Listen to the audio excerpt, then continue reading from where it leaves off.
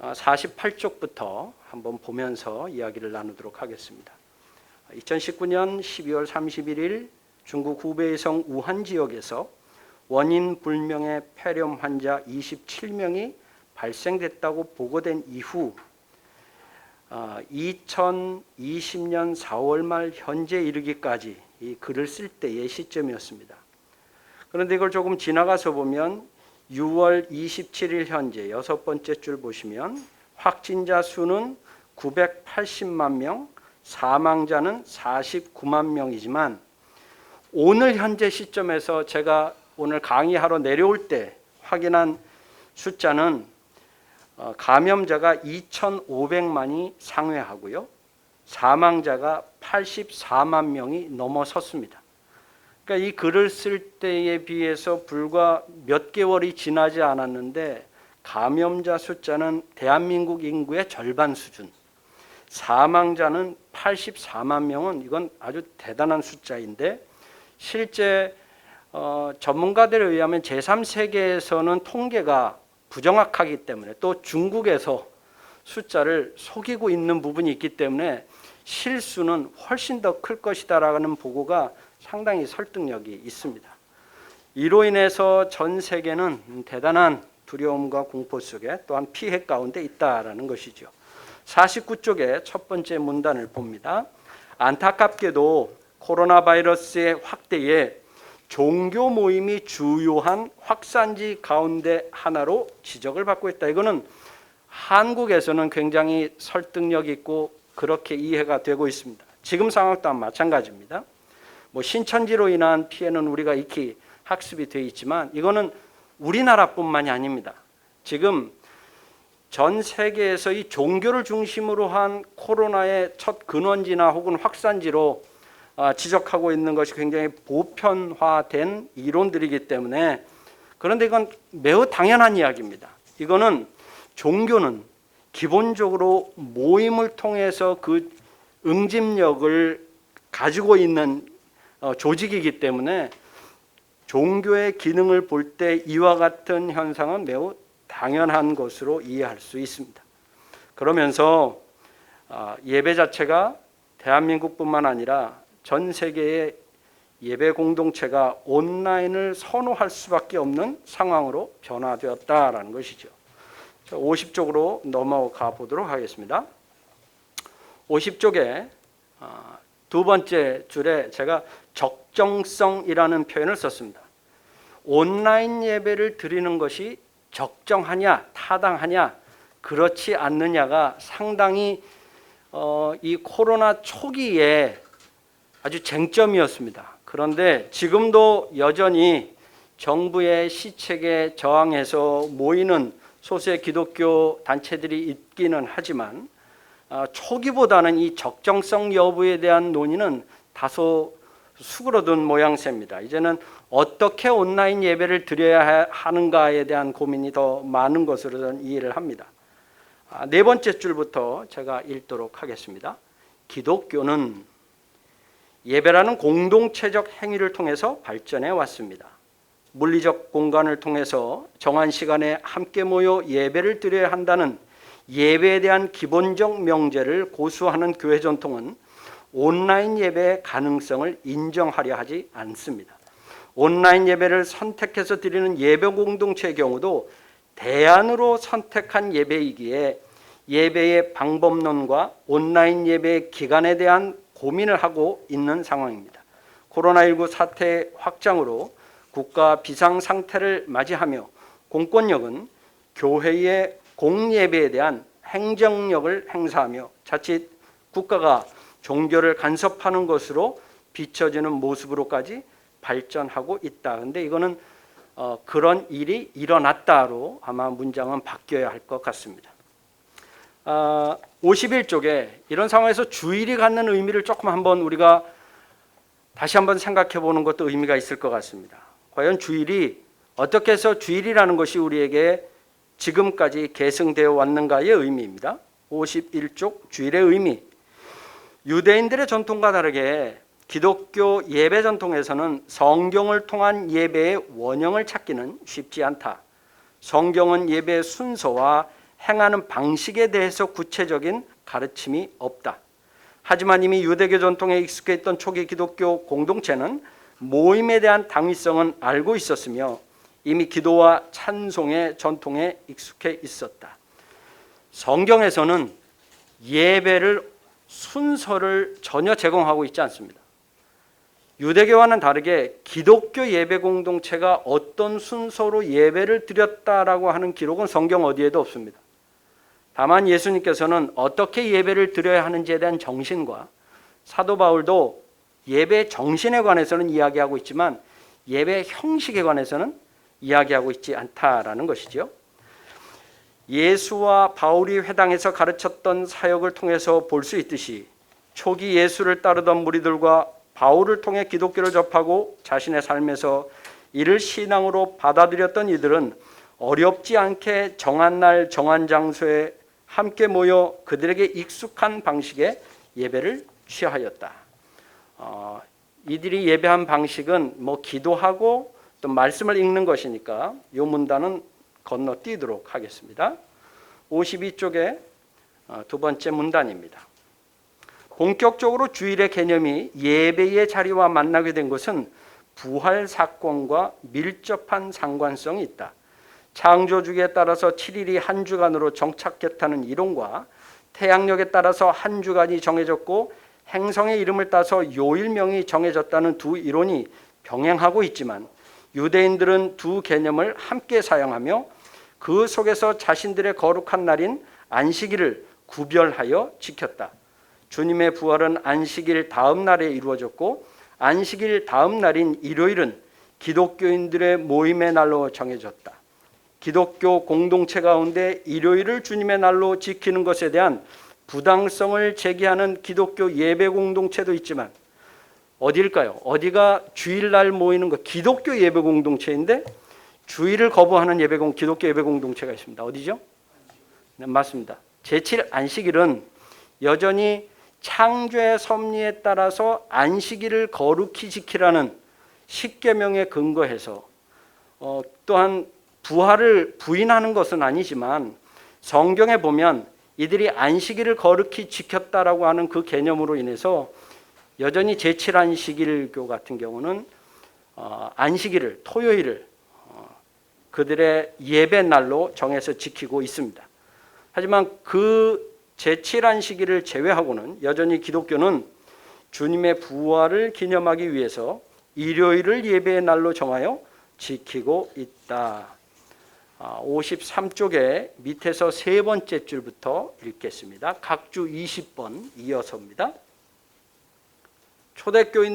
초대교인들의 이와 같은 주일에 대한 특별한 이해는 그들이 처음 모임을 가질 때부터 형성되어 있었으며 모이는 날을 구분함으로 모임의 자리를 통한 예배의 성격에서 가정교회, 도무스 에클레시아의 개념으로 발전하기 시작하였다.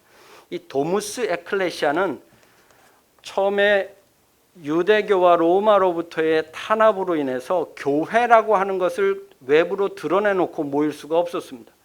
그래서 그냥 가정교회를 생각하시면 됩니다.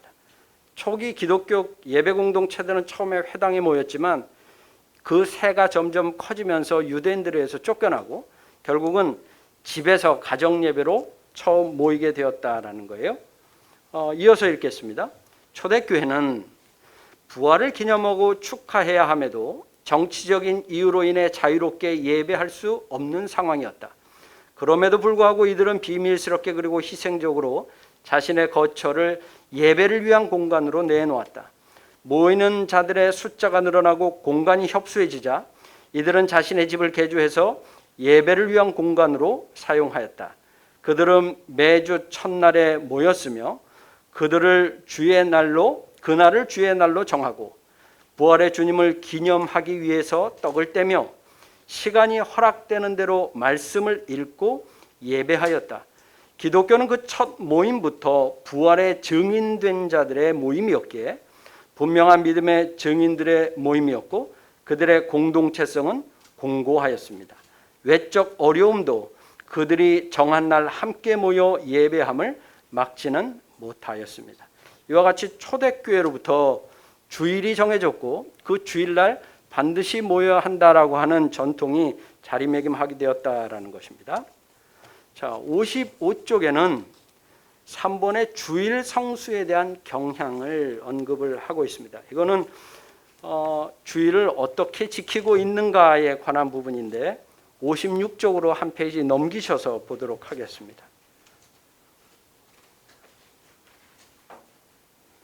첫 번째 문단부터 살펴보면 2018년 이렇게 시작되는 것입니다.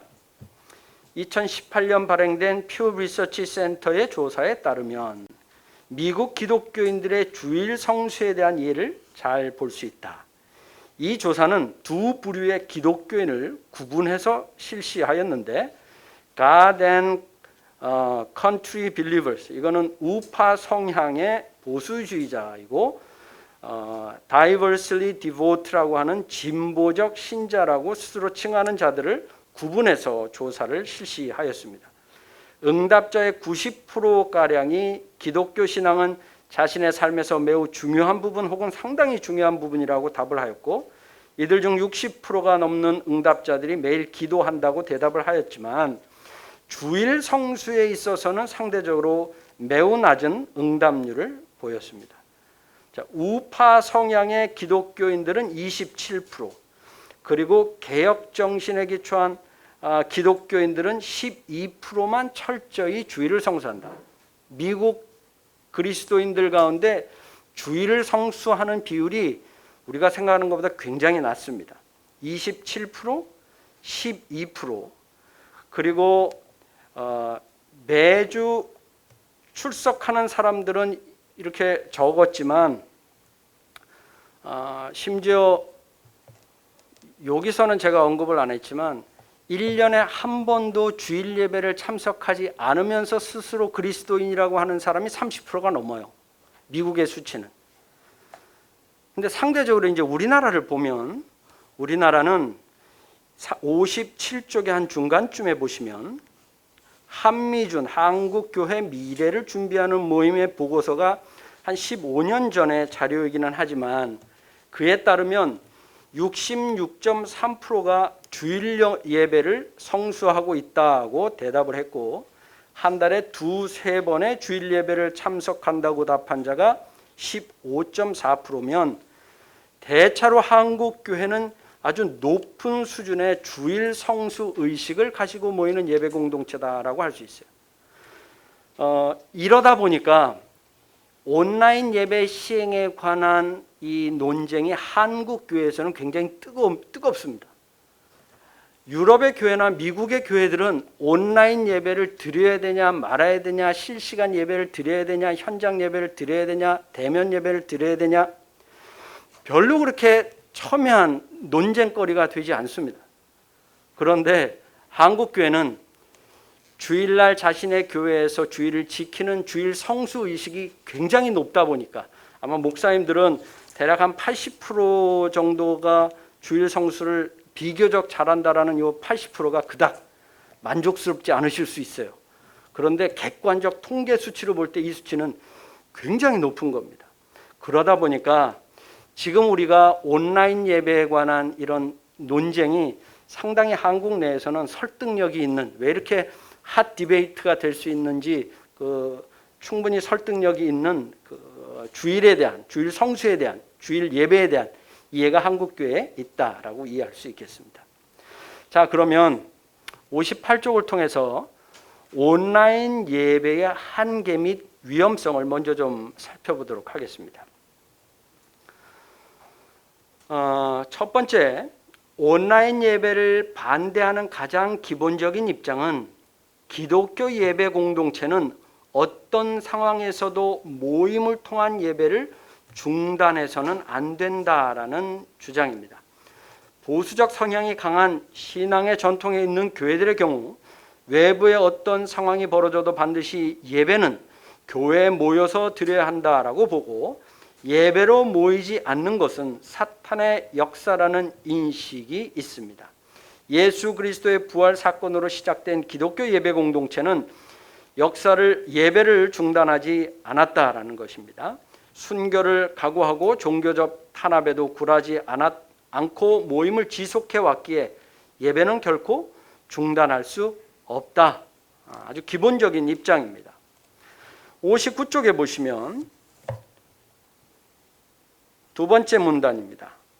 온라인을 통한 예배를 모임으로 규정할 수 없다는 보수적인 신앙을 가지고 있는 교회 전통은 칼뱅의 신학을 근거로 온라인 예배의 부당성을 주장하는 경향이 높습니다. 성령의 역사가 모임을 통해서 나타나고 그 자리가 예배의 자리여야 하는데 온라인을 통해서 성령 하나님의 역사가 이루어질 수 없다라고 주장을 합니다. 온라인 예배는 인간의 편의를 위하여 만들어졌기에 인본주의적 방편으로 치부하였습니다. 하나님의 이름을 영화롭게 하며 그의 이름을 높이는 찬양을 위한 모임이 아니라 인간이 스스로 편안한 자리를 택하여 예배하는 죄를 범하고 있다라는 주장이 있습니다. 두 번째입니다. 온라인 예배가 허용되면 인간의 편의주의에 편승하여서 교회에서 이루어지는 현장 예배를 등한시할 소지가 높다는 염려로 인하여 온라인 예배를 반대합니다. 예배가 가지고 있는 여러 기능 중에 하나인 희생 제사로서의 의미를 놓고 볼 때 이와 같은 주장은 매우 큰 설득력을 가질 수 있습니다. 예배는 예수 그리스도의 희생에 근거해서 시작되었으며 예배자들 또한 그 희생에 함께해야만 예배할 수 있습니다. 특별히 가톨릭 예배 신학에서 희생의 개념은 절대적입니다. 예배는 곧 예수 그리스도의 십자가 사건을 재현하는 것에 목적을 두고 있습니다. 하지만 가정에서 온라인으로 개별적으로 예배를 드리면 아무래도 현장에서 공동체로 예배를 드리는 경우에 비해 다방면에서 가볍게 접근하고 또한 드릴 수 있다는 위험성에 대한 비판입니다. 최근 조사에 따르면 이와 같은 염려는 통계를 통해서도 충분히 나타납니다. 한국 기독교 목회자 협의회와 한국 기독 언론 포럼이 여론조사를 통해서 조사한 코로나19로 인한 한국교회 영향도 조사에 따르면 주일에 꼭 교회 가서 예배를 드리지 않아도 된다는 생각을 하게 된 그리스도인들의 수치가 22.9%로 조사됐습니다.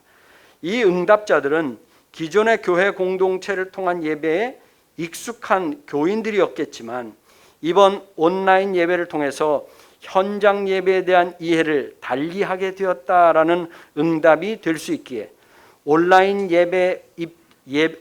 반대 입장의 염려를 그대로 반영하고 있습니다.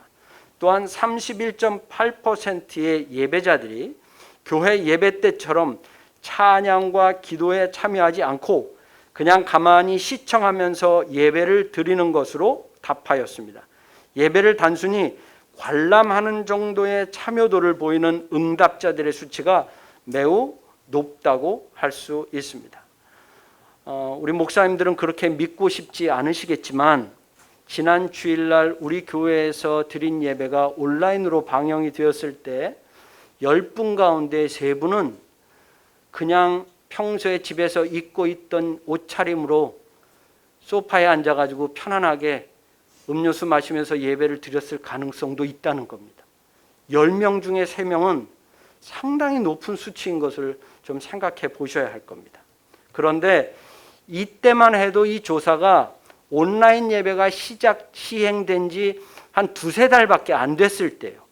만약 지금 조사하면 이 수치는 제 판단에 따르면 더 높아졌을 겁니다. 높아졌을 거예요. 왜냐하면 목사님들은 현장 예배를 드리시지 않습니까? 저도 목사이지만 저는 집에서 예배를 드렸어요. 그러니까 처음에 저도 예배를 드릴 때는 교회 갈 때처럼 똑같이 미국에서인데 주일날 오전에 예배를 드릴 때 양복 입고 타이까지 다 메고 그렇게 예배를 드렸어요. 한 달 반 그렇게 드렸는데 그 다음부터 타이가 이렇게 자연스럽게 풀리더라고요. 아주 쉬운 복장은 아니었지만 제 스스로도 약간 루즈해지는 제 자신을 볼 수 있었어요. 제가 목사임에도 불구하고 회개하는 마음으로 드리는 말씀입니다. 하물며 평신도들은 더 그러고 있을 개연성이 굉장히 높습니다. 뭐 예배 드리는데 복장 갖고 그러느냐, 이게 이제 더 말씀을 드리겠지만 온라인 예배는 이렇게 예배를 드리는 것에 익숙해지면 현장 예배가 주는 불편함으로 인해서 쉽게 특히 젊은 세대의 그런 위험성이 높아지기 때문에 이 지금 비판은 상당히 설득력이 있는 비판이고, 이에 대해서는 대안이 있어야 한다. 그건 이따가 또 말씀을 드리도록 하겠습니다. 세 번째입니다. 온라인 예배는 온전한 의미의 봉헌이 이루어질 수 없기에 반대하는 입장이다. 봉헌은 단순히 헌금을 의미하지 않습니다. 일부 언론은 온라인 예배를 반대하는 이유가 교회가 헌금 감소를 막기 위한 방편이라고 기사화하고 있지만, 이는 교회의 본질을 무시하는 처사입니다. 헌금의 액수가 줄어드는 것에 대한 걱정을 교회는 성도들의 봉헌 생활의 축소를 염려하고 있다고 이해해야 되겠습니다. 봉헌은 예배자들의 희생적 그리고 적극적 참여를 의미합니다. 봉헌은 현대적 의미의 헌금, 그리고 전통적 의미의 성찬, 더불어 성도들이 예배자로서 교회를 통한 섬김과 희생을 포함하고 있습니다. 하지만 온라인 예배는 봉헌에 있어서 매우 소극적인 입장을 취할 소지가 높습니다. 온라인 예배는 단순히 온라인을 통한 헌금 행위뿐 아니라 예배를 통한 봉사의 기회를 매우 축소시키거나 생략시켜 버립니다. 성찬을 시행하기에도 매우 제한적일 수밖에 없습니다. 위의 조사를 보면 헌금 생활을 소극적으로 감당할 것이라는 우려는 현실화되고 있음을 알 수 있습니다. 헌금에 대한 질의에 대해서 계좌이체를 통하여 헌금을 했다고 응답한 이는 33.6%에 불과했고, 별도로 모아두고 있다가 나중에 교회 갈 때 한꺼번에 낼 생각으로 답한 이는 35.7%, 28%는 온라인 뱅킹도 하지 아니하고 헌금을 모아두지도 않은 상태이며 후에 교회에서 헌금하겠다라고 답을 했습니다. 응답으로 보면 30% 이상의 예배자들은 헌금을 안 하고 지나갈 예배자로 봐야 할 것입니다. 이 지표는 단순히 헌금에 대한 지표만이 아니라 교회에 대한 자신의 수고와 헌신에 대한 지표도 될 수 있기 때문에 온라인 예배가 교회 성도들의 봉헌 생활에 어려움을 줄 수 있다는 주장은 매우 설득력이 있습니다. 넷째, 온라인 예배는 예배자와 집례자의 일방적 소통만이 있고 예배 공동체로서의 기능을 단절시킬 가능성이 매우 높습니다. 이거는 온라인 예배가 가지고 있는 가장 치명적인 단점으로 우선 보여질 것입니다. 다섯 번째입니다. 63조.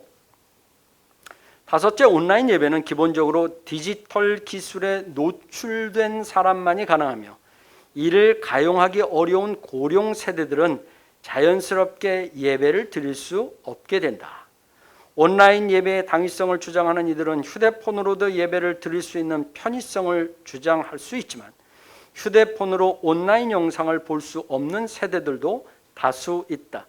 컴퓨터와 인터넷이 없는 가정에서는 온라인 예배에 대한 기본적 선택권 자체가 없습니다. 실제 코로나19로 인한 한국교회 영향도 조사에서도 현장 예배를 드린다고 응답한 이들 가운데 33%는 온라인 예배를 드릴 시스템이나 형편이 안 된다고 답을 했습니다. 제가 어저께 뉴스를 통해서도 봤지만 어제 언론에서는 현장 예배를 드리고 있는, 서울에서 현장 예배를 드리고 있는 교회를 기자가 가서 마치 지금 행정명령을 교회가 위반하고 있는 것처럼 강하게 비판하는 보도를 했는데 저는 그 응답하는 교회 관계자의 답이 상당히 이렇게 동의가 되더라고요. 뭐냐 하면 여기 지금 현장에 와서 예배 드리는 분들은 고령이신 분들이라 어쩔 수 없이 온라인으로 예배를 드릴 수 없는 소수의 몇 분만 모셔서 예배를 드리고 있습니다라고 이야기를 하는데, 기자는 그거에는 별 관심이 없고 현장 예배가 이런 식으로 계속 이루어지고 있다라는 아주 비판을 하는 걸 충분히 느낄 수는 있었어요. 하지만 이런 온라인 예배가 기술적인 제한이 있는 분들에게는 현실적으로 참 어려운 부분이 있는 것이 상당합니다. 자, 이런 상황 속에서 온라인 예배의 당위성에 관해서 한번 좀 살펴보도록 하겠습니다.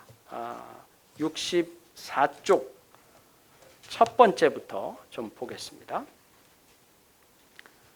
성경의 가르침으로 볼 때 온라인 예배는 예배다. 온라인 모임, 온라인 시간, 온라인 집회라는 표현으로 예배를 지칭하지 않는다. 온라인 예배를 반대하는 이들조차도 온라인 예배라는 표현을 사용하고 있다. 왜 그렇겠는가? 이는 기본적으로 예배이기 때문이다. 성경은 우리에게 어떤 형식의 예배를 취하라고 명령하고 있지 않다. 오직 예배의 정신에 대해서만 가르치고 있기 때문이다. 실제 오늘 여기 오기 전에 어떤 분과 그런 이야기를 좀 한참 나누다가 왔습니다만은, 오늘날 지금 우리가 사역하는 교회에서 드리고 있는 예배가 전통적으로 잘 지키고 있는 그런 예배라고 믿고 또한 그렇게 예배를 드리는 교회들이 상당히 많이 있을 겁니다. 그런데 실제 초대교회 우리가 드렸던 예배, 그러니까 예수님이 제자들과 드렸던 예배 혹은 제자들이 드렸던 예배, 그 이후 초대교회에서 드렸던 예배와 오늘날 이 시대 우리가 드리는 예배의 동질성은 굉장히 낮을 겁니다. 초대교회 예배와 비교해서 성서시대의 예배와 오늘날 우리가 드리는 예배는 수없이 많은 변화를 통해서 지금 이 시대에 있는 것이지, 한 번도 변화 없이 초대교회 전통을 그대로 이어오고 있는 예배 공동체는 거의 없습니다. 거의 없어요. 성경적이고 초대교회적인 전통을 그나마 가장 많이 유지하고 있는 교회가 어느 예배 공동체냐면 정교회입니다. 정교회 예배 드리는 거를 그 사람들이 왜 정교회라는 표현을 쓰느냐 하면, 영어로는 오소독스라고 하는데, 오소독스라고 하는 표현을 쓰는 이유는 초대교회 그 정통성을 그대로 지키는 것이 자신들의 교회에 하나님이 허락하신 가장 큰 사명이라고 생각하기 때문에 그래요. 그러니까 우리가 이야기하는 전도나 선교의 개념과 정교회가 이야기하는 전도, 선교하고 좀 다릅니다. 우리는 가서 복음을 증거하고 영혼 구원을 위해서 복음을 제시하는 것을 선교라고 이해한다면, 이들은 예배를 잘 지키는 게 선교라고 생각해요. 그러면 하나님이 날마다 구원받는 사람의 수를 더하여 주실 것이다 라고 생각하기 때문에, 이 사람들은 정교회, 오소독스, 정통성을 계속 유지하는 걸 굉장히 중요하게 생각해서 대외적으로 뭐라고 얘기하냐면 초대교회의 예배 전통을 계승하고 있는 교회라고 이야기를 해요. 그런데 여러분들 정교회 가서 예배 드리시면 기본적으로 우리 예배 드리기가 상당히 어렵습니다. 절대 실제 정교회 오소독스 가운데서도 오소독스는 앉아서 예배를 드리지 않아요. 어떻게 감히 예배 드리는데 앉아서 하나님 앞에 예배를 드리냐는 겁니다. 그리고 성찬도 그 사람들 성찬하는 방식 보면 우리는 아마 아주 기염할 겁니다. 빵하고 포도주를 잔에다가 이렇게 타서 줘요. 그래서 숟가락으로 떠먹여 줍니다. 정교회 방식이에요. 그러니까 오늘날 이 시대, 코로나 시대의 정교회 성찬 방식은 보통 문제가 아니지 않습니까? 그렇죠? 러시아의 지금 코로나 발병률이 굉장히 높지 않습니까? 종교가 큰 일을 감당하고 있어요. 그래서 러시아 정교회의 주교는 지금 성찬 이 숟가락 사용 금지령을 내렸어요. 이거 뭐 아주 직접적인 이 감염의 원인을 제공하거든요. 이 사람들은 한 잔에다가 한 숟가락으로 계속 떠먹여줘요. 이렇게 한 사람 한 사람 다. 그러니까 이 숟가락이 큰 문제인 거예요. 근데 이거 숟가락을 포기를 못해요. 왜냐하면 초대교회로부터 지금까지 지켜왔던 이 성찬 전통이기 때문에 이걸 포기를 못하는 거예요. 근데 러시아의 지금 주교가 뭐라고 명령을 내렸냐면 집에서 숟가락을 갖고 와서 떠먹는 거는 허락하겠다. 그런데 응답자의 40%가 코로나에 걸리더라도 나는 우리 조상 대대로 사용했던 그 숟가락 난 그냥 먹겠다. 뭐 이런 것도 있거든요. 그러니까 이게 지금 오늘날 우리가 예배를 드리고 있는 예배 상황과 이 시대에 따라 예배 변화는 지속적으로 있어 왔다라는 것을 우리가 기본적으로 이해해야 된다라는 겁니다. 정교회는 하나의 예로 그나마 변하지 않고 있는 교회도 있지만 특히 감리교 예배는 웨슬리로 인해서 상당히 많은 변화가 있었던 것도 사실이기 때문에 그렇습니다. 그래서 예배는 늘 변화해 왔다라는 것을 좀 말씀을 드리고 싶습니다. 자, 여기 넘어가서 66쪽에 보겠습니다. 66쪽에 예수 그리스도의 부활 사건은 기독교 예배의 근간입니다. 첫 번째 문단입니다. 부활의 신비는 시간과 장소의 제한을 받지 않습니다. 기독교 예배는 부활의 사건에 기초하고 있기에 시간과 공간의 제한을 뛰어넘습니다. 이건 굉장히 중요한 문장이 됩니다. 왜냐하면 기독교 예배 공동체는 부활이라고 하는 신비의 사건에 기초하고 있기 때문에 시간과 공간의 개념을 다 뛰어넘어서 예수 그리스도의 정신이 살아있다면, 부활 사건에 기초한 신앙의 공동체라면 그 능력으로 초월할 수 있는 것들이 상당히 있고, 주님 다시 오시는 그 순간까지 예배 공동체로서 우리가 예배를 드릴 수 있는 근거가 여기 다분히 녹아 있을 수 있다라는 겁니다. 인간 상황의 제약으로 예배의 신비를 제한할 수 없습니다. 비록 온라인이라는 한계성으로 인해서 이를 예배라 인정하지 않는 이들이 있지만 예배의 신비는 이와 같은 한계를 초월하는 능력이 있습니다. 다만 인간이 갖는 한계에 대해서는 인정할 수 있습니다. 온라인 예배 자체가 하자가 있는 것이 아니라 이로 인해서 예배자가 온전히 예배를 드리지 못할 수 있다. 이게 제 아주 기본적인 입장입니다. 온라인 예배가 하자가 아니라 온라인 예배로 인해서 예배를 온전히 드릴 수 없는 데서 오류가 생기는 겁니다. 두 번째, 66쪽의 두 번째입니다. 둘째, 온라인 예배는 레이투르기아, 이게 사람의 일 혹은 섬김으로 번역이 되어 있습니다. 성경에는 이의 의미를 퇴색시킬 수 있기에 예배로 인정할 수 없다는 주장이 있을 수 있다. 하지만 오히려 온라인 예배를 통해서 예배의 본질적 의미인 레이투르기아, 이거를 예배 혹은 사람들의 일이라는 의미가 담겨 있는데 경험하는 예배 공동체로 확장할 수 있는 기회를 감당할 수 있다. 온라인 예배가 가지고 있는 가장 큰 단점이 목사님들의 설교를 중심으로 예배가 구성될 수 있다는 위험성일 겁니다. 더불어 교인들을 단순한 청중으로 만들어버릴 소지도 있습니다.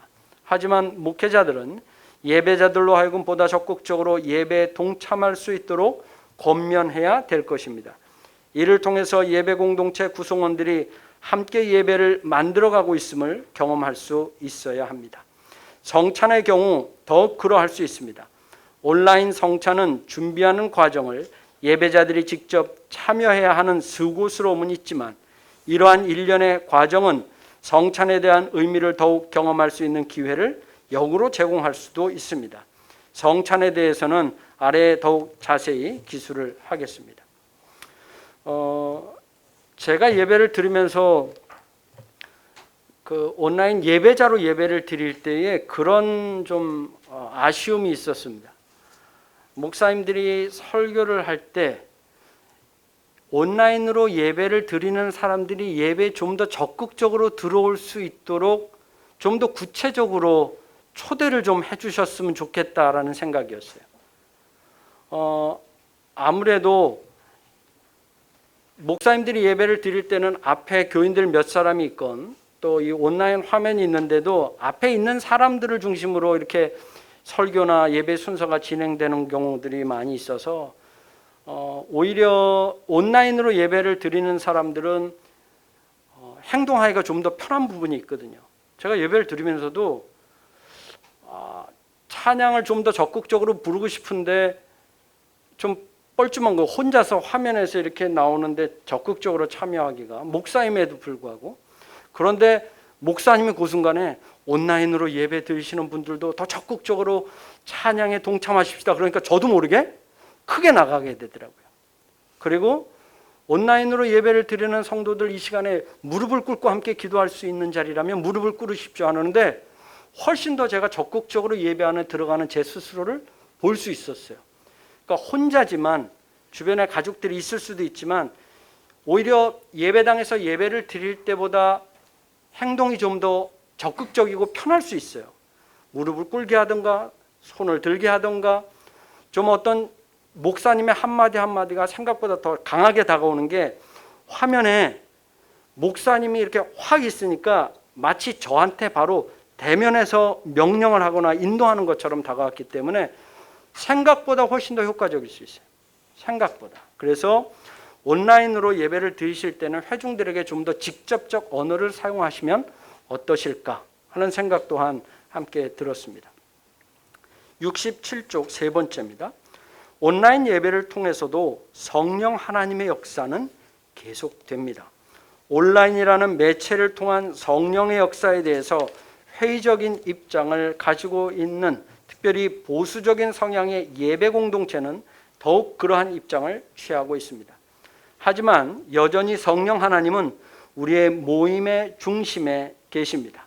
두세 사람이 내 이름으로 모이는 곳에 함께 계시겠다고 약속하신 그 약속이 각 가정을 통해서도 이루어짐을 경험하게 되는 것이고 결국 온라인 예배를 통해서도 예배하는 그 가정이 작은 단위의 교회로서의 기능도 감당할 수 있게 됩니다. 자, 네 번째입니다.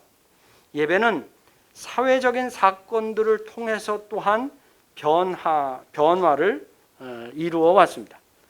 이 부분은 다 읽지는 않겠습니다만은 계속 변했다는 겁니다. 아까도 말씀드렸듯이 기독교 예배는 계속 변화를 이루어 왔다.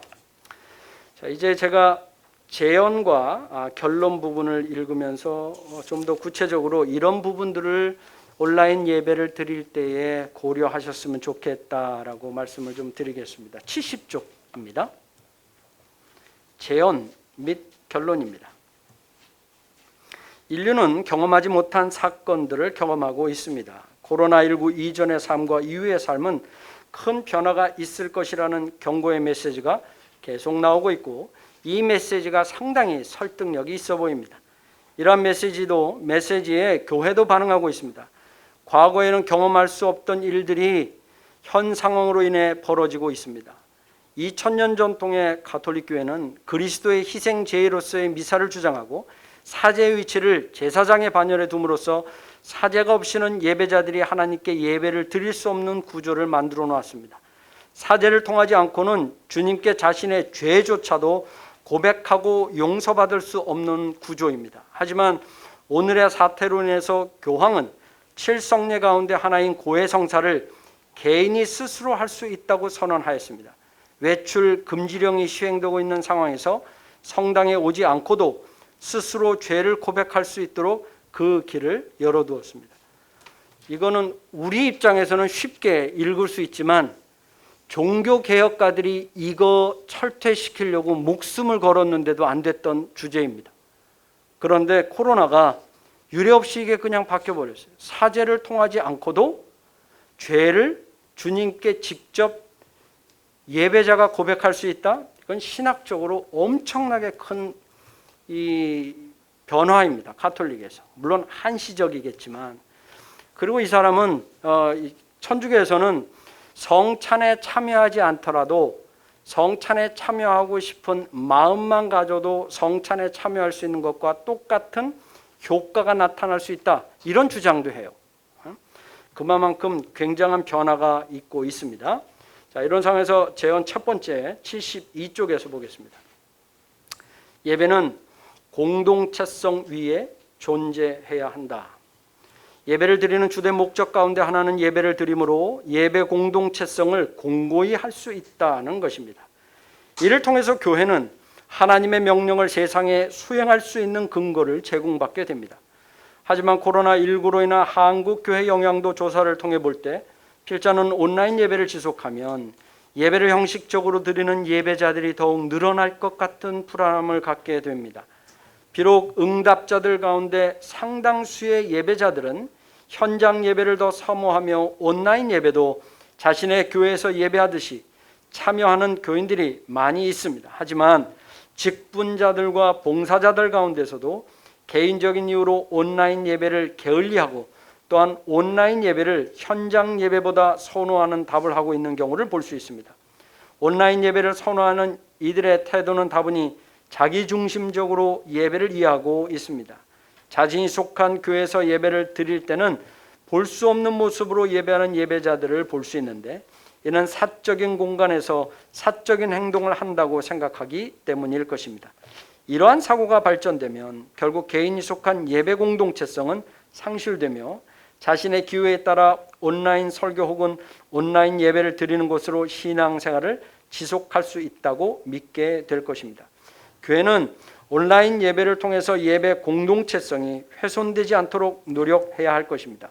비록 온라인이라는 제한된 공간에 있다 하더라도 예배 공동체임을 기억하고 이와 같은 공동체성을 경험할 수 있도록 교회는 도와야 합니다. 온라인 예배는 자칫하면 예배자들을 수동적 예배자로 만들 가능성이 높습니다. 조사를 통해서 봤듯이 설교만을 듣는 것으로 예배를 드렸다고 판단하는 이들이 있고 예배를 드리는 동안 현장 예배와는 다르게 앉아서 계속 예배를 드리는 이들이 상당수 있습니다. 또한 이와 같은 예배는 예배를 인도하는 집례자와 예배자가 1대1의 예배를 드리는 것으로 착각하게 만들 수 있습니다.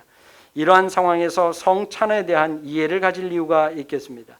성찬은 비록 온라인이라 할지라도 공동체 행위로 이루어지기 때문에 성찬은 교회를 더욱 친밀한 주님의 몸된 지체됨을 경험할 수 있는 은혜의 수단됨을 기억해야 할 것입니다. 실제 조사를 통해서 나타난 수치를 보면 설교만을 보는 것으로 그리고 스킵해가지고 축도받는 걸로 예배를 드렸다라고 생각하는 사람들의 숫자가 많이 나왔어요. 그러니까 실시간으로 예배를 드리는 사람은 그럴 수 없지만 녹화된 것을 보는 사람들은 자기가 편한 시간에 클릭해가지고 설교만 듣고 목사님한테 문자를 보내는지 모르겠어요. 목사님 설교 잘 봤습니다. 은혜 받았습니다. 하는지 모르겠습니다만은 그런 사람들이 생각보다 상당수 있는 것은 좀 충격인 겁니다. 그래서 교회는 오히려 예배를 처음부터 끝까지 온전히 드릴 수 있도록 독려를 해야 될 뿐만 아니라 이 공동체성은 성찬이 익숙하지 않은 교회에서는 성찬은 그닥 좋은 방법이 되지 않을 수도 있어요.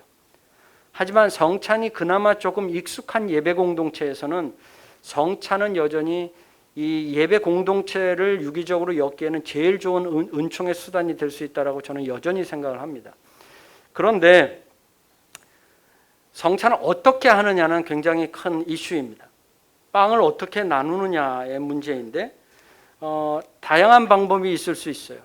어떤 교회는 주일 성찬이 있는 주일 전에 사역자들이나 봉사자들을 통해 가지고 가정마다 다니면서 성찬 빵과 포도주를 배달해 주는 그런 교회들도 있었고, 그러면서 그게 신방의 한 교인들을 돌보고 섬기는 한 교회의 사역 프로그램의 일환이 된 교회도 있었고, 어떤 교회는 교인들에게 가정 단위에서 성찬을 할 수 있도록 각 가정에서 알아서 준비해서 그것을 사진을 찍어서 교회에 보내달라 해서 그게 교회에서 하나의 또 목회적인 자료로 활용하는 모습도 볼 수 있었습니다. 그런데 생각보다 각 가정에서 성찬을 준비하라고 하는 그 성물이 생각보다 준비하는 성도들이 잘 준비하는 모습을 볼 수 있었어요. 빵도 아주 정성껏, 포도 주스도 정성껏, 그리고 거룩함의 상징물들을 좀 갖다 놓으라 그러니까 십자가도 갖다 놓고 가족들이 둘러앉기도 하고 자녀들도 같이 있고, 그래서 장로계에는 이런 논란이 좀 있긴 있습니다. 아니, 성찬은 안수받은 목사님에 의해서 성결의 기도를 통해서 주의 살과 피로 주의 은혜 수단이 되는데, 가정에 있는 그 빵과 포도주가 목사님이 교회에서 기도하는데 그것까지 그 성결의 기도가 이루어질 수 있느냐? 그 온라인 상을 통해 갖고 그 성령의 역사가 이루어지느냐? 뭐 이런 식의 그 질문을 하는 신학자들도 있는데, 이거는 제가 보기에는 아주 신학적으로 이건 굉장히 이런 표현이 좀 그렇습니다만 아주 무식한 표현인 것 같습니다. 우리 감리교 신학에서 볼 때는 하나님의 편재성을 생각해 보자면 어디에도 계시는 하나님께서 또 웨슬리 입장에서 보자면 성찬은 은총의 수단이기 때문에 이게 살과 피로 변하는 화채설이 아니지 않습니까? 예수님의 살과 피를 나누는 은총의 수단이기 때문에 온라인 성찬의 그 유효성은 저는 충분히 감리교, 최소한 감리교회 내에서는 충분히 가능하다. 그리고 빵을 같이 하나를 나눠야 되지 않습니까? 한 빵은 빵 한 덩어리를 의미하는 게 아니라 주님의 몸을 상징적으로 나타내는 것이기 때문에 충분히 가정에서 각 가정에서 성찬을 하더라도 충분히 유효하다. 저는 그렇게 봅니다. 이거는 이 온라인 성찬에 관해서는 그 호불호가 아주 명확하게 쫙 갈리더라고요. 중간 지대가 없으시더라고요. 저도 지금 목사님들과 이런 그 온라인의 예배, 온라인 성찬 대화를 나눠보면 이거는 쫙 갈리는데 제 신학적 견지는 그렇지만 이 판단은 교회가 하는 겁니다. 우리 교회에서 성찬이 필요하면 신학적으로 충분히 할 수 있다라는 그런 생각을 갖고 하시면 되고 다 모였을 때 하지 뭐 굳이 지금 해야 될 이유가 있느냐라고 한다면 충분히 그렇게 하셔도 되지만 성찬은 기본적으로 예배 공동체의 공동체성을 고양하기에는 아주 좋은 하나님이 허락하신 은총이다라는 생각에는 분명합니다. 73쪽의 두 번째, 예배는 소외된 자들이 없어야 한다. 이건 아주 기본적인 명제가 될 것입니다. 공관 예배 공동체성을 가지고 있는 교회는 예배에서 소외자들에 대한 이해를 확장하기 위해 노력해야 한다. 초대교회에서부터 그랬다. 질병으로 예배에 참여하지 못하는 이들에게 찾아가서 성찬에 나누어졌던 빵을 전하고 예배 공동체성을 나누었던 전통이 있었고 지금도 이러한 전통은 계승되고 있다. 예배 자리에 함께하고 싶지만 개인적으로, 사회적으로, 물리적인 이유로 자신이 속한 예배 공동체에 함께할 수 없는 이들이 있는데 이러한 이들이 오히려 온라인 예배와 같은 이와 같은 상황 속에서 오히려 온라인을 통해서 예배 자리로 나올 수 있도록 인도하는 길이 될 수 있다라는 겁니다. 74쪽에 인천에 있는 한 교회에서 있었던 이 성찬인데 부활절 때 성찬기를 가정용 성찬기를 아예 제작을 하셨더라고요. 그래서 다 가정을 신방에서 나눠주고 성찬을 했는데 그 어느 때보다도 큰 은혜가 있었다라는 이야기를 한번 들은 적이 있습니다. 자, 74쪽의 세 번째입니다. 예배는 노동이다라고 했어요. 필자가 자주 강조하는 예배의 중요한 부분입니다. 모든 노동이 예배가 될 수는 없지만 참된 예배는 노동이 필요합니다. 이 노동은 하나님의 기쁨이 되는 예배를 경험하기 위한 예배자들의 노력을 의미하는 것입니다. 온라인 예배는 노동이 생략될 소지가 많습니다. 특별히 예배자들의 노동이 전혀 없이 이루어질 소지가 많습니다. 아무 기대감 없이, 준비 없이 자신이 정한 편한 시간에 주의를 지켰다는 의무감으로 예배를 드릴 소지가 높습니다. 마치 영화나 드라마 한 편을 보듯이 그냥 봐버릴 소지가 높습니다. 온라인 예배가 예배로서의 온전한 자리매김이 이루어지기 위해서는 온라인 예배를 드리는 그 자리를 위한 예배자들의 노동이 필요합니다. 이 노동은 예배를 사모함에서부터 시작이 됩니다. 예배의 노동은 육체적 영역에만 적용되는 것이 아니고 정신적 노동도 절대 필요합니다. 온라인 예배에 참여하는 예배자들은 현장 예배를 기대하는 것과 동일한 마음으로 기대감을 가지고 기도하며 참여해야 합니다. 자신이 예배하는 공간이 거룩한 공간이 될 수 있도록 노동해야 합니다. 일상의 공간이 거룩한 예배 공간으로 전환되는 것을 노동을 통해서 경험할 수 있어야 합니다. 그래서 안내를 하실 때 온라인으로 예배를 드리는 성도들에게 일상의 삶, 여러분들의 삶의 자리가 예배 자리가 되어야 됩니다라고 강조는 하지만 그 공간이 거룩한 공간으로 바뀔 수 있도록 여러분들이 예배 공간을 좀 더 변화를 주라고 이야기를 하셔야 됩니다. 복장도 잘 갖춰야 될 것도 끊임없이 계속 강조를 하고 인도를 하셔야 되고, 이 가정의 십자가라든지 성경 찬송이라든지 또 이런 성화라든지 이런 것들을 통해서 앉아서 예배를 드리는 자리가 그냥 TV를 볼 때처럼 화면을 볼 수 있도록 하는 것은 아니어야 합니다. 무슨 변화라도 예배를 드리는 가정 단위에 뭔가의 노동을 통해서 예배 자리를 만든다, 그리고 그 자리를 나간다 라고 하는 것을 끊임없이 계속 교인들에게 숙지를 시키고 안내를 하고 이끌어야 한다라는 거예요. 그냥 TV 딱 틀면 예배 본다라고 하는 개념으로 예배 자리에 나오게 해서는 안 된다라는 겁니다. 마지막입니다. 마지막으로 교회는 변화에 민감하게 대응하며 예배 공동체를 섬세하게 돌봐야 합니다. 코로나19 이전과 이후의 한국 교회는 많은 변화를 경험하게 될 것입니다.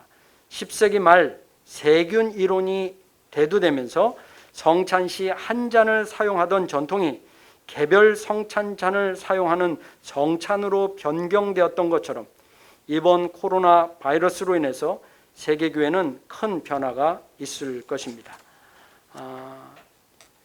76쪽입니다. 마지막 요 문단을 읽고 제 강의를 마치겠습니다. 우리가 비록 사회적 거리 두기를 지키며 예배하고 있지만 이와 같은 일이 언제까지 지속될지, 아니면 다시 예배를 통한 모임이 언제 다시 제한될지 전혀 알 수 없는 불확실성 속에 살고 있습니다. 이제 예배 공동체인 교회는 이번 코로나19 사태 이후 다가올 새로운 삶의 규범이 우리의 예배에 어떤 영향을 줄지 면밀히 지켜봐야 할 것입니다. 교회는 예배를 통한 구원의 기쁨이 예배 공동체 안에서 지속될 수 있도록 맡겨진 사명을 지속적으로 감당해야 될 것입니다. 제 강의를 여기까지 마치도록 하겠습니다. 감사합니다.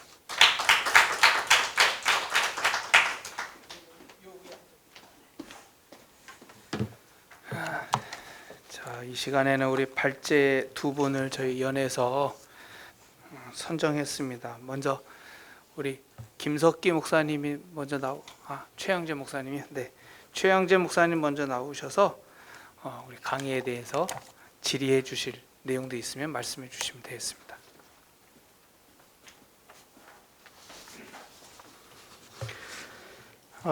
포스트 코로나 시대의 예배의 의미에 대해서 시대적 변화에 따라 꼭 필요한 주제인 예배에 관한 부분을 다루어 주심을 감사합니다.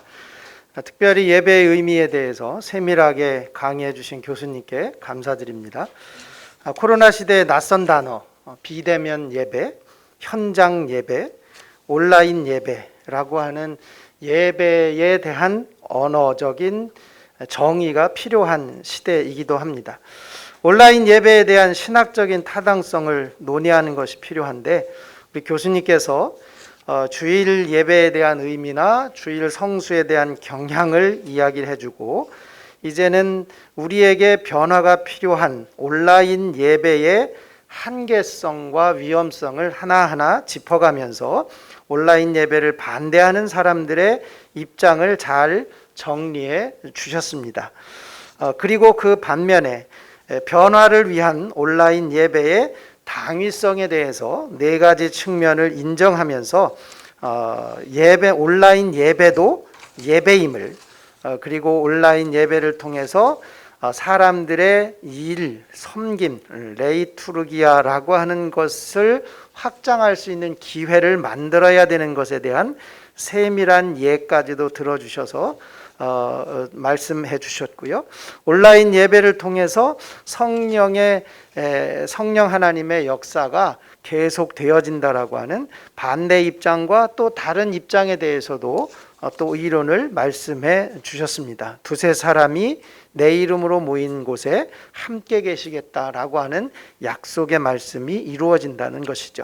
그리고 마지막으로 예배는 사회적인 사건들을 통해서 변화해 왔기 때문에 오늘날 우리들의 모습 속에서도 계속 변화되어야 한다라고 하는 그 입장을 말씀해 주시면서 마지막 제언 및 결론에서 이렇게 예배 공동체성 위에 예배가 공동체성 위에서 존재해야 된다는 것과 그리고 예배는 소외된 자들이 없어야 하기 때문에 온라인 예배의 필요성도 말씀해 주셨습니다.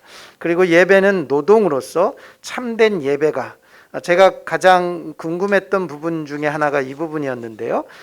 노동이 필요한데 특별히 육체적인 노동뿐만 아니라 정신적인 노동, 그리고 영적인 기대감과 예배에 대한 사모함을 가지고 철저하게 예배에 참여해야 된다라고 하는 말씀을 잘 제안해 주셨습니다. 그리고 교회는 변화에 민감하게 반응하며 예배 공동체를 세심하게 돌봐야 된다라고 하는 말씀을 통해 계속해서 앞으로 변화되는 것을 준비해야 함을 제안해 주셨습니다. 아주 탁월한 이러한 강의를 통해서 실제적인 부분과 우리가 궁금해하는 이야기들을 말씀해 주셔서 참 감사합니다. 제가 몇 가지 이렇게 질문을 준비해 봤는데요. 아까도 앞에서 이야기했지만 개념의 문제에서 현장 예배, 대면 예배, 비대면 예배라고 하는 단어의 사용은 적절한 부분인가라고 하는 생각을 다시 한번 하게 되었고요. 또 하나의 질문은 정부의 행정명령을 통해서 교회가 대면 예배를 금지하고 비대면 예배를 허락한다라고 하는 정책을 발표하면서 예배를 제한하고 있습니다. 목회자인 입장에서 보면 이것은 상당히 불쾌한 행정이고 화가 나는 것은 어느 시대에서도 있을 수 없던 명령을 지금 이 현대 시대에 하고 있다는 것이죠. 교회는 선제적으로 코로나19에 대해 대응하기 위해서 적극적으로 방역에 동참하고 주의하고 이제 조심하고 있습니다. 그리고 온라인 예배를 드리고 안 드리고에 관한 문제는 교회에서 결정할 일이지 정부의 정책이나 규제로 제한하는 것이 아니라 방역에 철저히 동참해달라고 협조를 구하는 것이 맞지 않겠나. 이 행정당국의 명령에 좌우될 수 없는 부분이 아닌가라고 하는 것을 한번 교수님께 질문하고 싶습니다. 예배는 생명이기에 지켜가야 되는데 그 형식에 대해서 정부에서 이렇게 하라 저렇게 하라라고 하는 것은 좀 무리하지 않는가. 특별히 시골에 있는 교회는 저희 교회도 마찬가지지만 80% 이상이 스마트폰을 안 가지고 있습니다. 그러면 컴퓨터도 없다는 거고 스마트폰도 없다라고 한다면 온라인 예배는 불가능한 일이죠. 근데 행정부에서 행정명령으로 온라인 예배를 드리고 나머지는 드리지 말라, 개고장을 날리면서 이야기한다는 것은 상당히 불편한 부분임을 말씀드리고 싶습니다. 이 부분에 대해서 교수님의 의견 한번 듣고 싶고요. 세 번째, 온라인 예배는 소외되는 사람이 없어야 되는데 아까도 이야기했지만 기기를 사용하지 못하는 노령층이나 가정의 예배조차도 드릴 수 없는 문맹 성도들을 위해서는 어떻게 해야 될 건가. 그리고 네 번째는 예배당에서 드려지는 예배는 자발적인 참여와 열정을 쏟아낼 당연한 분위기가 가능한데 온라인 예배에서는 어떻게 예배에 적극적으로 동참할 수 있는가. 이 질문을 해봤는데 아까 교수님께서 강의 중에 아주 세밀하게 독려하고 초청하도록 해라 이런 말씀에서 제가 힌트를 얻었고요. 다섯 번째, 인과기도된 가정에서는 온 가족이 온라인 예배를 드리는 것이 가능하지만 가정에서 혼자 나오는 성도의 가정이나 아이들만 나오는 성도의 아이들 성도의 가정에서는 온라인 예배를 어떻게 할 것인가에 대한 궁금증이 생깁니다. 그리고 마지막으로 공동체성이 훼손될 수 있는 가능성이 너무나 큰데 온라인이라고 하는 제한된 공간에서 온라인 성찬 하나만으로 묶을 수 있겠는가. 물론 개념에 대해서 말씀해 주셨지만 그런 부분들이 궁금해서 질의를 해봅니다. 감사합니다.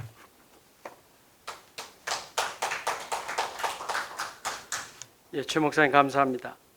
우선 첫 번째 현장 예배, 대면 예배, 비대면 예배, 또 온라인 예배 이런 어떤 그 용어 선택에 있어서 저는 개인적으로 현장 예배 그다음에 이제 온라인 예배로 두 예배의 유형을 나눌 수 있을 것 같아요. 그런데 비대면 예배라고 하는 표현 자체는 예배에는 적용하기에 적합하지 않은 표현이라고 처음부터 생각을 했습니다. 어떻게 비대면, 온라인도 대면인데 어떻게 비대면이라는 표현을 계속 처음부터 쓸까? 예배를 표현하는 데 있어서 비대면이라는 표현은 적합하지 않은 표현으로 저 개인적으로는 생각을 하고요. 나누면 현장 예배 혹은 그냥 예배예요. 그냥 예배면 족한 겁니다. 예배 아니면 그 방식을 온라인으로 드린다이지 이 부분에 대한 이해가 좀 필요할 것 같고요. 두 번째 문제는 결국은 정부는 이 감염의 위험성을 낮추면 이런 식의 행정명령은 하지 않을 거예요. 그러니까 우리 기독교 예배가 가지고 있는 예배의 특징이 이 비말이 전파될 수 있는 가능성이 높다 보니까 이런 행정명령을 통해서 모임 자체를 갖다가 막고자 하는 의도가 그 안에 있는 것으로 판단이 돼요. 만약에 퀘이커도들이 모였다면 정부에서 행정명령 안 내릴 거예요. 왜냐하면 이 사람들은 퀘이커도들이 예배를 드리는 거는 말씀을 읽고 기도하고 그리고 성령 하나님이 자기에게 뭐라 말씀하시는지를 집중하는 게 예배 형식이에요. 근데 우리 기독교 보통 우리 이제 한국 기독교 특별히 한국 개신교 예배에서의 특징은 이 찬송과 기도를 통한 비말로 인한 이 전파 감염 위험성 때문에 그렇다라고 한다면 그걸 차단하기 위해서 실제 교회들이 얼마나 많은 노력들을 하고 있습니까? 그러니까 이거를 교회가 충분히 지켜오고 있음에도 불구하고 정부가 이런 행정명령을 가하는 거는 교회가 이미 다 하고 있는데 또 제가 알기로는 어떤 교회는 회중들은 이 입술만 열어서 찬송을 하라고 이야기하더라고요. 그리고 이 부목사님이 또 찬양 인도자가 찬송을 하고 마음으로 더 크게 찬양하고 더 집중해서 찬양하라고 가사에 좀 더 집중하고 부르라고. 근데 해보면요 소리를 내지 않고 가사로 입을 벌려가면서 가사에 집중해서 불러도 찬송의 은혜를 충분히 경험할 수 있어요.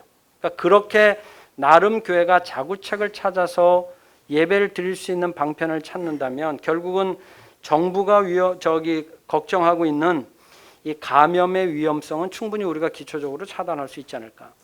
상대적으로 찬송을 예배 때마다 한 5-6곡 부른다면 한 2-3곡 정도로 줄이고 이럴 때일수록 조용히 기도하는 그 기도 방법을 또 교회가 경험해 볼 수 있는 좋은 시간이 될 수도 있어요. 생각보다 한국 교회는 제가 이 전에 글에는 그런 표현을 썼습니다. 이 코로나19로 인해서 주여 삼창이 이 도둑 맞아 버렸다라는 표현을 썼는데 이젠 주여 삼창을 뒤통수에 대고 누가 여기다가 주여 주여 주여 하면 이 사람이 여기 막 굉장히 불쾌할 거예요. 이제는 주여 삼창이라고 하는 한국교회 성장의 동력이었던 이 통성 기도가 언제 다시 우리 안에서 회복될지 몰라요. 근데 이게 저는 이걸 그렇게 부정적으로만 보지 않아요. 왜냐하면 이제 사모함이 커질 거예요. 언젠가 우리가 마스크 다 벗고 주여 삼창 부를 날 아마 목이 더 자라고 주여 삼창 부를 날이 곧 올 것 같아요. 그러니까 그런 사모함을 갖게끔 하고 반대로 이럴 때일수록 조용히 침묵 기도라든지 이런 어떤 다른 식의 기도법이 교회에서 충분히 훈련을 하고 해볼 수 있는 그런 또 기회가 될 수 있지 않을까. 교인들에게도 설교 후에 목사님들이 통성 기도를 했다면 이때는 조용히 침묵으로 하나님께서 허락하신 은혜를 생각해 보는 시간, 또 찬송도 좀 더 다른 형식으로 부를 수 있는, 그러니까 이런 식의 새로운 방식의 그 접근법도 충분히 가능하지 않을까, 저는 이런 생각도 해봤습니다. 그래서 제일 큰 숙제는 지금 목사님께서도 말씀하셨지만 이 스마트폰이나 이런 기기에 익숙하지 않은 어르신 세대들에 대한 예배입니다. 이 제일 큰 숙제예요. 이분들이 교회에서 예배를 현장에서 드리지 않으면 이분들에게는 예배 드릴 수 있는 방법이 없기 때문에 그래요.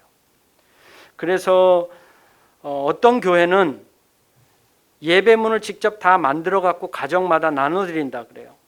그래서 오시면 안 되니까 이걸로 그냥 예배 드리세요라고 하지만 그거는 최소한의 자구책이고 올 수 없는 상황이기 때문에 이거는 저도 이게 제일 큰 숙제예요, 현실적으로. 근데 저도 지금 상황에서는 딱히 어떻게 드릴 수 있는 대안이 없고, 근데 생각보다 10시, 11시에 CTS, CBS 이런 데서 실황 예배를 많이 해주더라고요. 그래서 이럴 때는 오히려 그런 뭐 방송을 통해서 주일 지키세요, 주일 예배를 드리는 게 소중하니까 이렇게 인도하는 거는 어떨까, 그런 생각을 또 해보기도 했습니다. 인가기도된 가정에서 온라인 예배를 드리면 그렇지 않아도 집에서 좀 쉬는 시간에 예배 틀어놓고 예배 드린다고 좀 불편해할 수도 있지만, 반대로 그러니까 예배를 드리게끔 이렇게 인도할 수 있는 기회를 삼을 수도 있어요. 제가 아는 목사님의 장인어른이 그리스도인이 아니에요. 그런데 온라인 예배를 드리면서 가족들이 다 모여서 예배를 드리니까 어쩔 수 없이 이분이 그냥 딸려와서 예배를 드릴 수밖에 없게 됐고, 결국은 한 2달 전에 세례도 받으셨어요. 그러니까 또 이런 일도 있을 수 있다. 그러니까 교회 안 나가, 당신이나 가 하는 사람이 예배 자리를 그냥 가정으로 끌고 오니까 마지못해 앉던 어쨌든 뭐 이런 어떤 역의 효과도 나타날 수 있지 않을까라고 한번 기대를 해볼 수도 있을 것 같고요. 줌이라고 하는 게 혁명이긴 합니다. 줌이라고 하는 게. 그래서 줌이 가능한 예배 공동체나 세대라면 줌을 통해서 이전에 하던 목회 방식에서 더 새로운 것들을 해볼 여지도 굉장히 많아요. 그런데 줌이 익숙하지 않은, 구글 미트가 익숙하지 않은 예배 공동체에서는 지금 온라인 성찬 이외의 교회 공동체성을 공고히 하기에는 지금의 상황 속에서는 참 제한적이고 큰 도전인 것만은 분명합니다. 참 어려워요. 예. 제가 여기까지 하고 또 이제 현장에서 질문을 좀 받을까요? 어떻게 할까요, 총무님?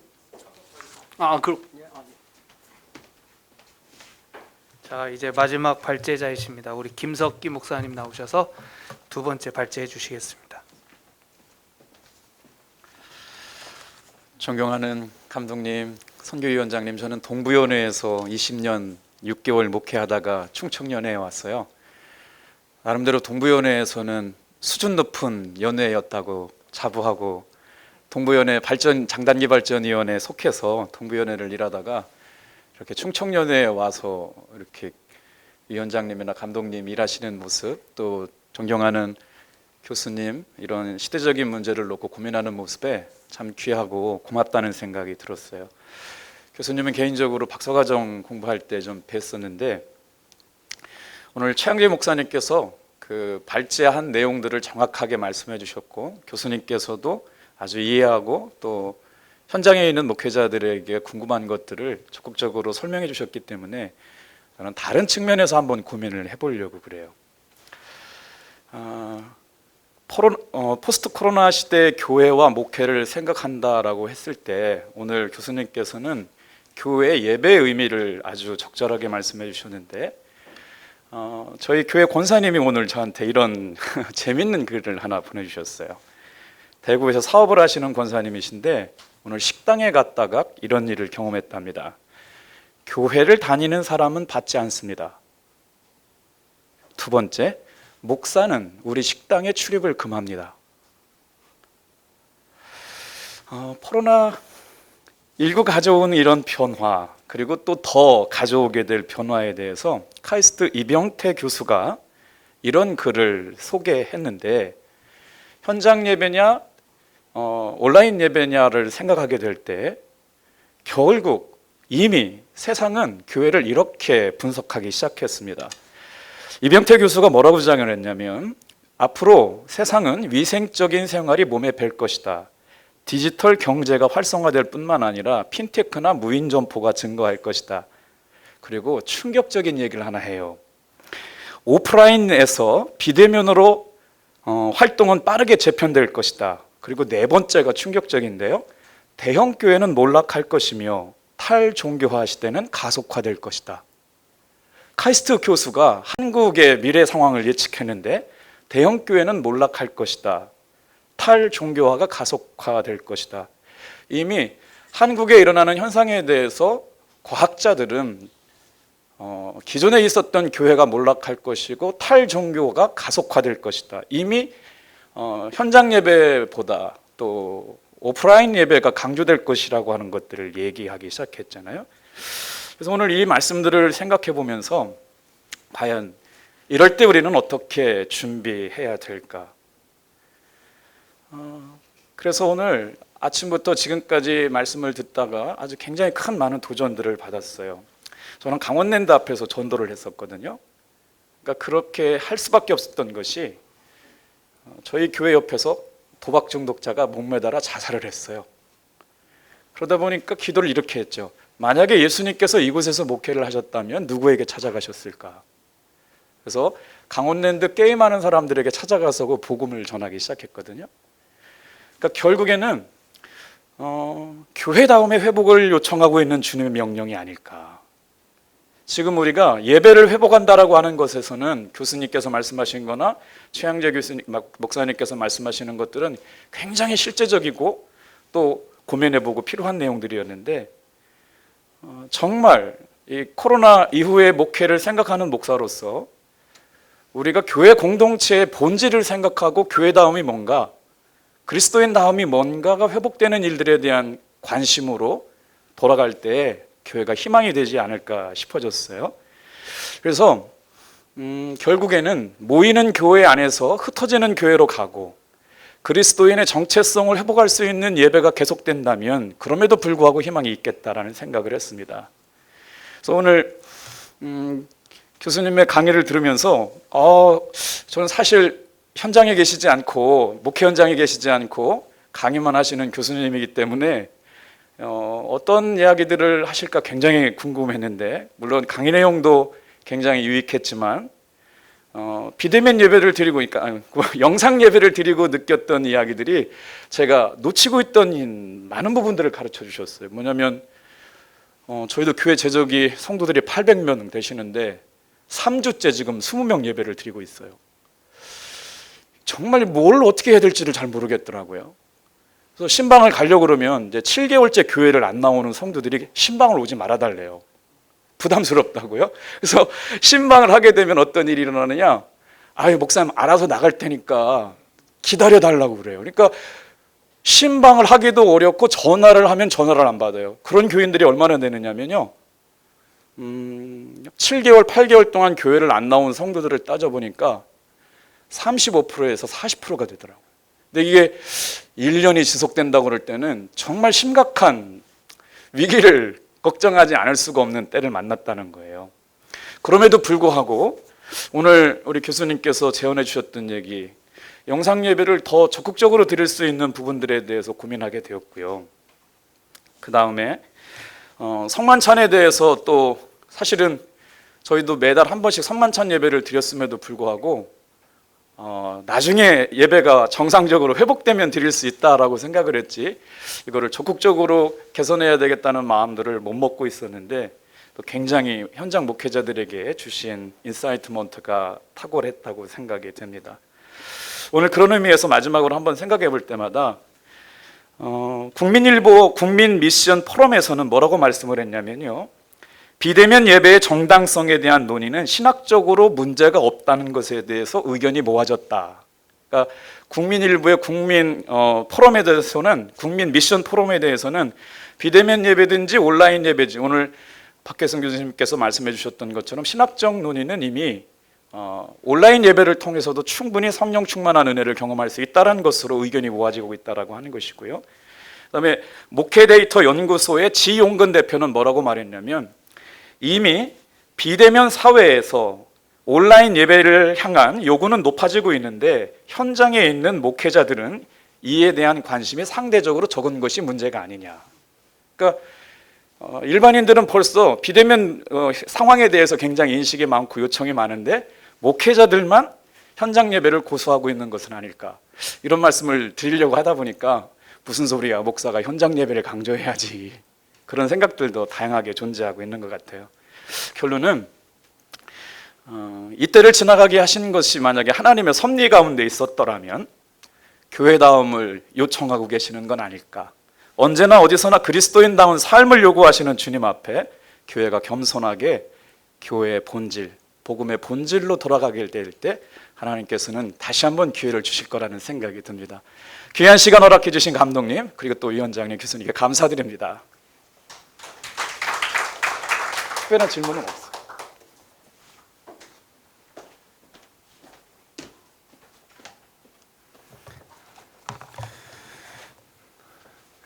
자, 온라인상으로 올라온 질문을 이제 드리도록 하겠습니다. 두 가지 질문입니다. 예배학 교수님으로서 현 시대의 예배의 의미를 뭐라고 생각하시는지요? 또한 시대마다 예배의 순서와 방법이 항상 변해왔는데 코로나 이후의 예배의 방향이 어떻게 변할지에 대해서 말씀해 주시면 감사하겠습니다. 생각할 수 있는 시간을 제가 좀 드리도록 하겠습니다. 두 번째 질문입니다. 실제적인 질문입니다 라고 하면서 글을 올려주셨어요. 여러 가지 이유들로 인해 온라인 예배 혹은 비대면 예배의 기간이 길어질 경우 물질 봉헌과 교회 재정의 문제가 별 무리 없이 해결될 수 있는 방법이 있을까요? 현실적인 겁니다. 교수님이 답변을 주셔야 됩니다.